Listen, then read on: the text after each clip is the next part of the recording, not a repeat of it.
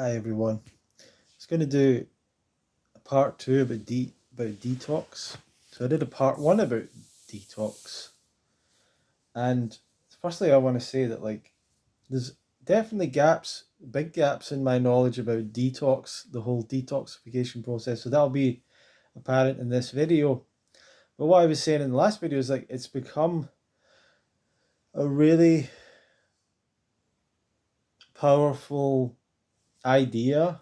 I guess it always has been in the raw food world, and it seems to be a major way, like a lens through which people see the whole raw food diet and see what they're doing with the raw food diet is to look at it as a detox, or as the whole process as a detox, and detoxing because they're full of whatever they're full of, which is very compelling to people. And I think it's very compelling to people from a kind of evolutionary background of fears of parasites and infections and things like that people have.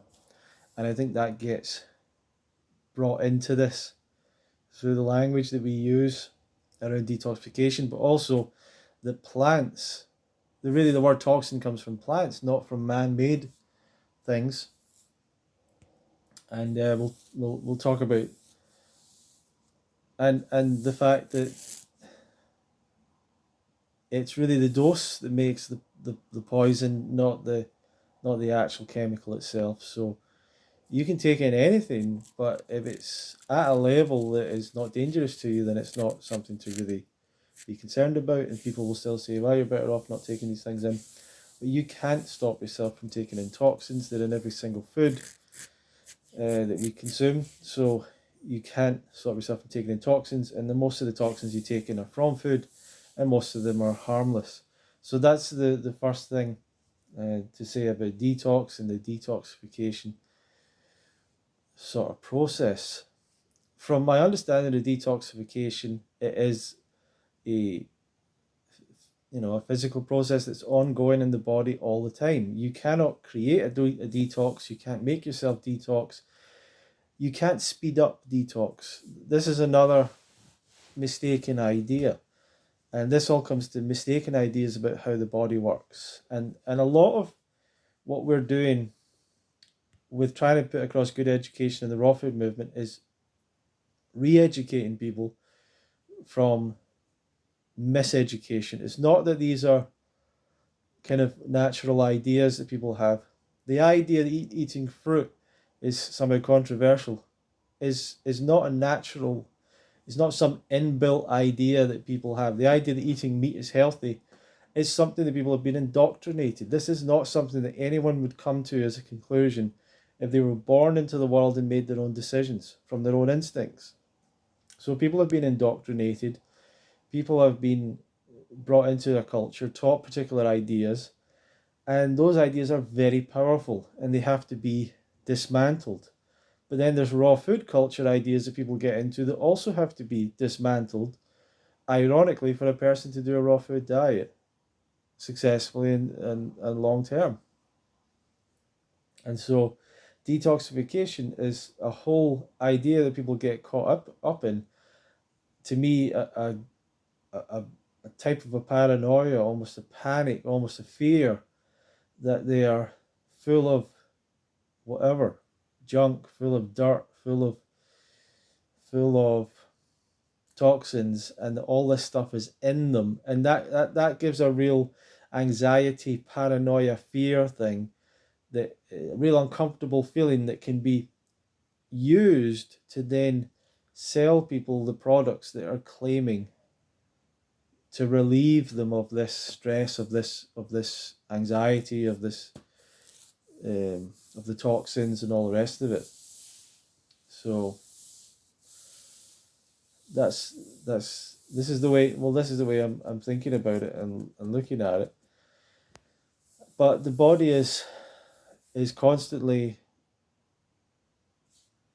detoxing, for want of a better word. That is the role of the liver and the role of the kidneys, and we take in toxins all the time through our food, through the air and everything, and our body is continually dealing with that.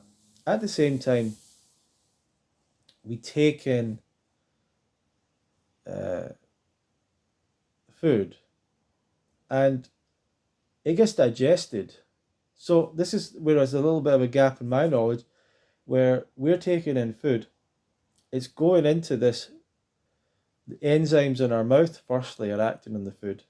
We're literally breaking it down with our teeth, but the enzymes are breaking it down.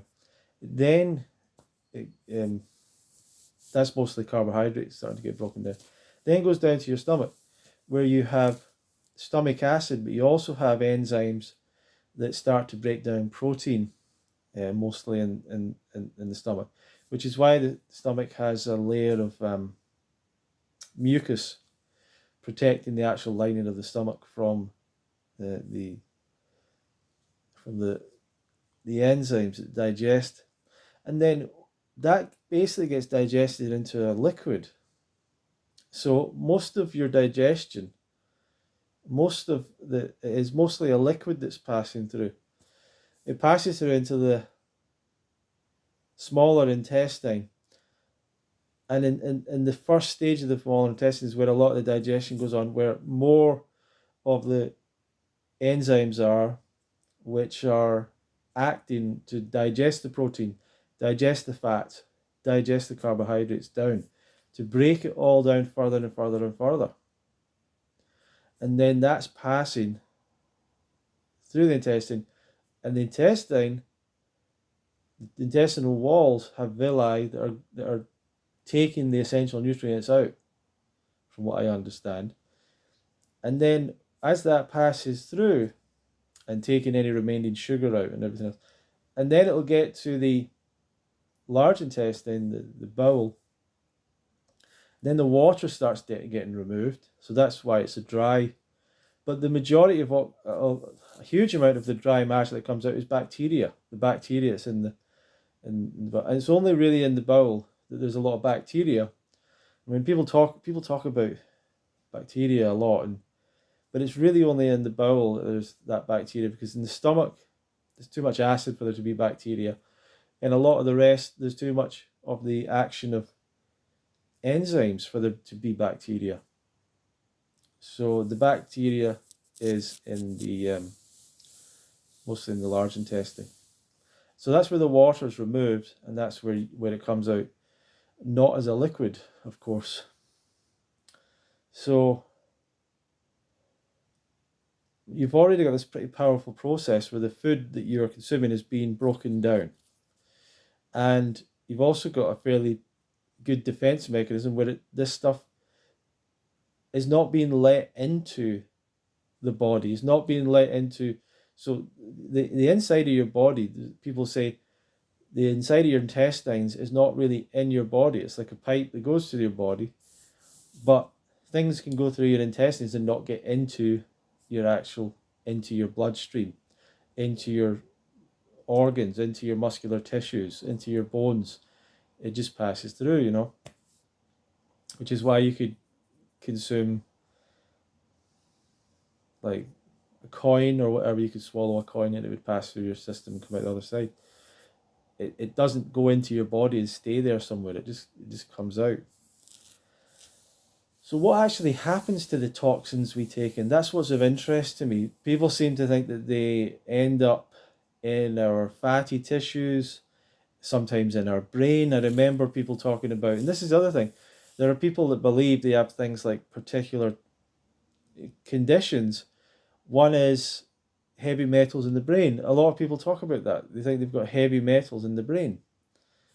And there's a woman, a doctor, raw vegan doctor, and she's said specifically that she's worked on the brain for years. She's looked at the brain for years. That's her job. She's a pathologist. She cuts up parts of the brain and studies the brain and looks at the brain.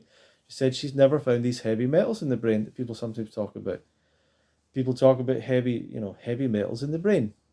And she says she's not seen these heavy metals in the brain. So, that's something that people talk about. They think they've got heavy metals in the brain that they're detoxing. Now, there definitely is stuff that stays in the body. There's definitely something about that. whether it's the fatty tissues or whatever it is. But it would appear, well, the other one I should mention is in the teeth. So people get teeth work done and they believe they get mercury poisoning. They've got mercury fillings. I've got plenty of mercury fillings. But they've got mercury fillings and that it's poisonous. And that it's like emitting poison and this is killing people. And a lot of people say, well, once I got my mercury fillings, I was fine. I was better. There's mercury poisoning and stuff. So there are people that believe they have heavy metals in the brain. They're being poisoned by their mercury fillings. Numerous other things people develop, and there are websites, forums. There's a whole community of people that believe they have mercury poisoning. There are people that believe they have oxalate poisoning. I've got a friend who's always going on. He's a vegan. He believes he's suffered from oxalate poisoning for years. Now, he says he sees the oxalate crystals come out. You know, I can't find any good information on that. Whenever I've looked at it, I can't find any good information. But there's all sorts of things where people believe they have these toxicity conditions where they have poison in them. They're trying to get out, and yet there's not a lot of good evidence around it. So is that because we're behind scientifically? Maybe we are, but I would imagine that there are, but the thing is that there is mercury poisoning. That's a real thing. There is oxalate poisoning. It's a real thing. So we understand the symptoms of it. We understand, I would assume, how to test for it. But none of these people, when they get tested, actually show a positive test for these things. So where are they coming up with ideas? For some reason, they find a group. They find a guru. Someone tells them, and all reason leaves their brain, and they're following the mercury poisoning guru. And I remember a lady came to me once for coaching, or she was going to do coaching, but she didn't. But she had told me that she'd found this amazing kinesiologist that was an amazing person, great person. She really loved this person, really trusted them. And that this person had told her that it was, that she had candida or that she had some other thing. And she told her that she had a mercury poisoning problem. Like this unqualified kinesiologist with no blood work, no testing, no anything, had told her that she had mercury poisoning. And then I think that maybe she got her fillings taken out, or she took the herbs or whatever she was given, and that didn't quite work. So maybe it's candida then. And she was telling me this story. I'm like, how are you believing this nonsense? That's what I was thinking in my head. And I kind of was like thinking, right, I'm trying to save this woman from this nonsense, but she really believes in it. So if I say this is nonsense, she doesn't want to talk to me. So I have to go along with it a little bit. But I couldn't quite. I was kind of like, wait, she just keeps on telling you a different thing every time. How do you believe this lady? Like, and it was just this is what alternative health often is, alternative medicine. It's these random people that believe in themselves to be like these great healers, and they just throw out a different idea. Oh, it's mercury poisoning. Oh, it's candida, take this. You've got adrenal fatigue. And they tell them stuff like this. Tell them stuff. It's all garbage. All fake diagnosis stuff. Again, people paranoid, and then they often have something to sell them after that. And this is what iridology has always been. Iridology has been a gimmick to sell people herbs and sell people products. I'm sorry for all you people that have done the iridology courses or degrees, but that's what it is. It's a gimmick. It's a gimmick as part of a sales process to sell supplements, herbs, medical treatments, fake medical treatments. That's what it is. And I can look in people's eyes and see they've got high cholesterol. Like, It's not that hard to do that. There are things in the eyes that you can see. The ring of cholesterol around people's eyes. You know, you can meet a person and go, you've probably got diabetes. Like you've you're over the age of 55 and you're obese. You've probably got high blood pressure. You've probably got diabetes. Like it's not, you don't need to have psychic skills. You don't need to look in the eyes. Like a lot of this stuff is like 1 in 3 people gets cancer. 1 in 2 people or something dies of heart disease or whatever. Like this is not it's not like really weird. Everyone wants to think that their illness is something bizarre and weird and unique. It's not. You're suffering because you have a bad diet like everyone else. Like most people don't want to accept that. They'd rather go to the alternative health doctor that says, "Oh, it's candida. You've got bacterial overgrowth. That's your problem. Oh yeah, you're really tired because you've got adrenal fatigue. It's not because you're not sleeping. It's not because you've not been to bed. You're staying up all night watching Netflix. It's not that. It's because you have adrenal fatigue, you know? And there's a thing called Occam's razor, which is basically the easiest solution or the most obvious solution is usually the solution, you know? It's not, if you're not well, it's usually not some crazy random disease, you know? It's usually something kind of normal and obvious and boring. And that doesn't go along with people's personal fantasies about how special they are, but it's often the truth. So people get caught up in these manias of in these weird cults of, you know, mercury poisoning, all this stuff. And, you know, because I've done the festival and raw foodism and stuff and some coaching, like I've had these conversations. This is why I understand this stuff. This is why I've seen it. And I've seen like the craziness that goes on in people. And I've seen the eating disorder side a little bit. Like not a huge amount, but I've seen that enough. So I see these things more so in women than men, but in both. And women are maybe a bit more vocal about it, but you see it and you're like, this you know there's something up with the person. This is not, and you all you have to say is like, where did you get that diagnosis? When people say I've been suffering from mercury poisoning, like, who diagnosed you of that?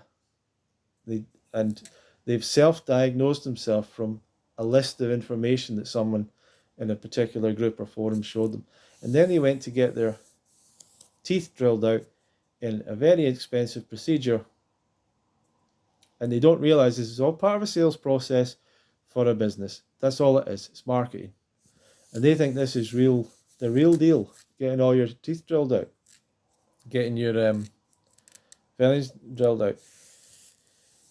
So this is another part of detox. It's this is why it's such a powerful thing. It's got a grip on people. It makes people extremely uncomfortable. It makes people be happy to pay money, and all of this is not important, not particularly leading anyone towards better health. It's not the direction to go in for better health, which is the majority of it is your own lifestyle choices. It's not pollution. It's not chemicals. It's not dental work. It's not, you know, exposure to various medicines or whatever. It's mostly not that. It's mostly diet, lifestyle. It's all these simple things. It's mostly diet as well. It's hugely diet in the modern world, where we don't suffer from so many of the other things that went on in the past. So that the body is detoxing all the time. The body never stops detoxing. There's never a time when the body's not detoxing. The body keeps detoxing. Every moment the body's detoxing.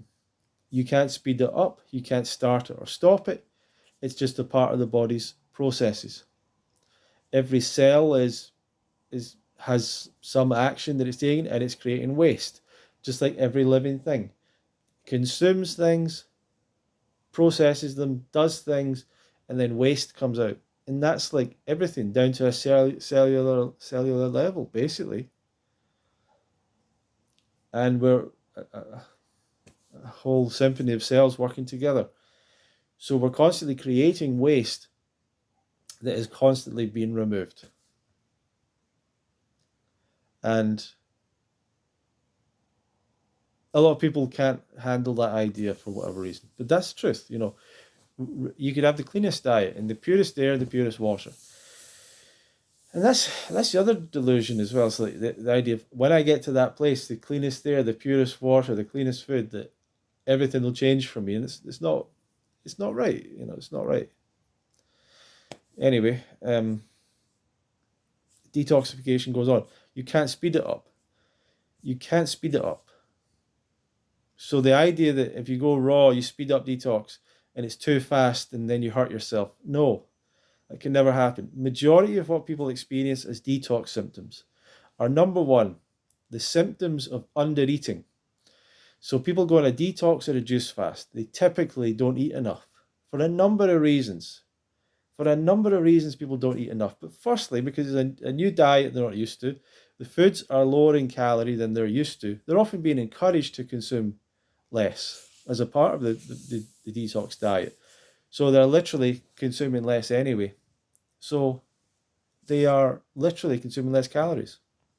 The symptoms of undereating include things like having no energy, having no desire to do anything, having no energy, having no desire to do anything, being very hungry, can't stop thinking about food, being irritable, being depressed, being anxious, all sorts of negative thinking patterns, low sex drive or no sex drive, on and on. And people will mention these things when they are on a detox thing as if that's part of the detox. Like, all these negative emotions come up because they're all rising up now that they're detoxing. Like, no, you just aren't eating enough for your body to be able to remain a bit more stable mentally and emotionally. It's not that you're detox, it's like you're under eating, most likely.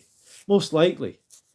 It might be the case your emotion is stored as like a bag of water that all of a sudden bursts and detoxes and goes into your system, but that's kind of like unlikely. So that's one of the reasons that people have detox symptoms. And the other reason is that people are often adjusting from addictive substances. So things like caffeine being a major one. So when people do a detox, they often come off caffeine and it causes really difficult cold and flu symptoms for a couple of days. So the nose streaming, coughing, all of those things. These are what people would say are detox symptoms. But these are really the body adjusting to getting to not being on caffeine. And there's mood swings that come with that. And I think the same can be said for coming off of salt, if you're very used to salt, coming off of refined sugar. I mean, that was my experience with refined sugar back in the day. I don't 100% know if it was that, but I my experience was that refined sugar was something I consumed so much of that when I came off it, I had like a headache all day long, which is kind of interesting. And I went through a detox. I went through some of these detox symptoms that people talk about. But really, it's really a lot of the detox symptoms are pretty not that harsh to go through. And the main things that are harsh is like the body trying to readjust to not having a major stimulant like caffeine. But if you cut out meat for the first time in your diet, you go through like a detox. You feel like your body's cleaning something out. You actually do feel that. But it's pleasant feeling. It's not like this big, major, difficult, tragic thing, which people make out the detox is. So that's what a lot of people are feeling with detox. They're feeling the symptoms of undereating, because that's what a lot of detox diets are, low calories. And they're feeling the symptoms of readjusting to not having stimulants in their body, which is the same thing that happens when a person comes off alcohol or comes off a lot of drugs. They have a come down, they have the going clean, cold turkey, all these things. So that's what happens when people come off certain foods. They go through that kind of same thing. But what's not happening is the body just unloading loads of toxins, into the bloodstream, and that's causing all this stuff. My question would still be how much toxins actually get into the body, remain in the body, and how much of a problem that really is. My perception is that people would love the idea of getting rid of toxins. So let's say we all have toxins stored in our fat tissues, and we love the idea that we could get rid of all these toxins. But what if they're harmless?